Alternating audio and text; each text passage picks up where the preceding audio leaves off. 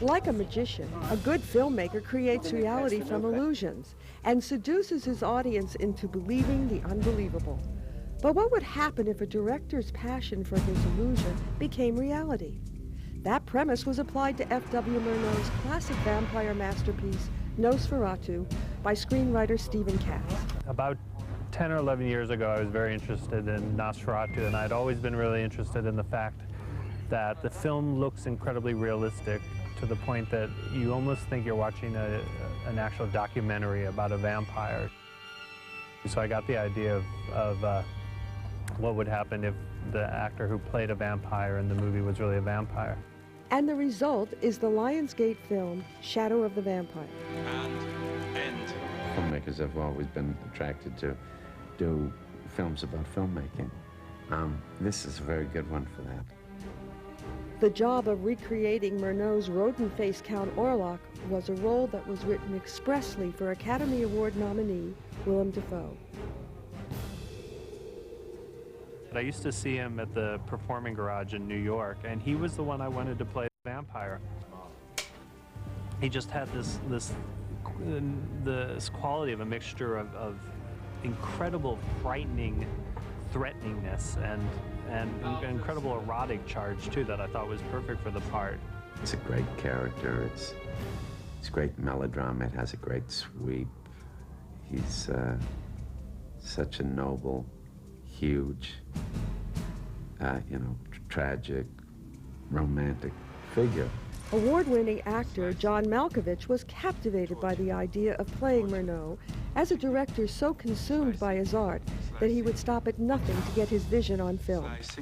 Watch your finger! Look! Nosferatu! Blood! Blood! I think it is very original. I liked the script immediately upon reading it, and I committed to do it immediately. Action.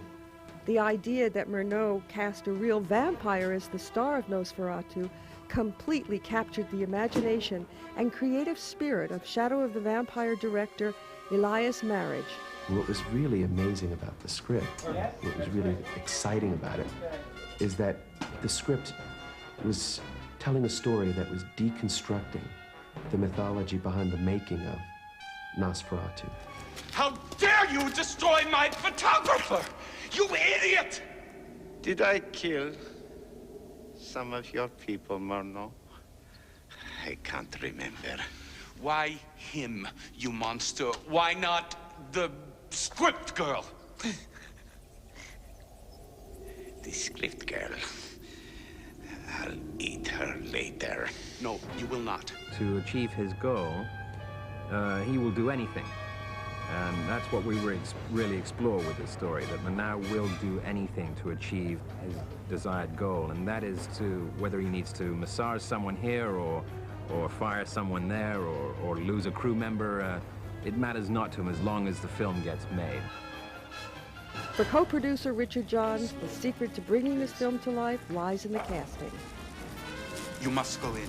John really is the only actor who could really passionately, believably bring this off. You want to eat the writer? Be my guest. That will leave you to explain how else your character is supposed to get to Bremen. And Willem is just fantastic as Max Schreck, so believable as Max Schreck. Having the two of them together, and they've never appeared together on the screen before, creates this incredible electricity, along with fantastic other principal actors like Catherine McCormack and Eddie Izzard and Udo Kier and Carrie Elwes.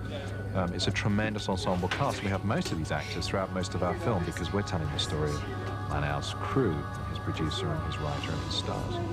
Henrique, would you take my dog for me? She's so over the top, she's such a diva, that I wallow in playing her. Visma, is there anything here that even vaguely resembles a cabaret? I mean, I'm suffering for my art, Albin, believe me. It's wonderful to walk in and tell everyone that they're doing things wrong and people should be paying attention to you. I mean, it's because it's so out of reality, out of your scope of reality. Melodrama. I mean, what's going on here anyway? No, Friedrich tells me to lock my door at night, and Gustav says everybody's vanishing. Oh, and you can imagine what they're saying in Berlin. Action! I had to research how to be a bad actor in a bad wig. I might have underplayed it a bit because Gustav von Wangenheim in the actual Nosferatu had some big old acting thing. He had some of these kind of movements which seem very over the top now. And I don't know back in the 20s, because he was a B actor. He was not their main choice. He wasn't the top 10 of the acting things. He wasn't the Bob De Niro of his time. And no one goes, oh, let's go and see a Gustav von Wangenheim film. God, let's put that old film. What is he in? Whenever you do a movie, it's an adventure. It's a group of people working for this common goal. Your job is always different. I can honestly say this is really a fun shoot.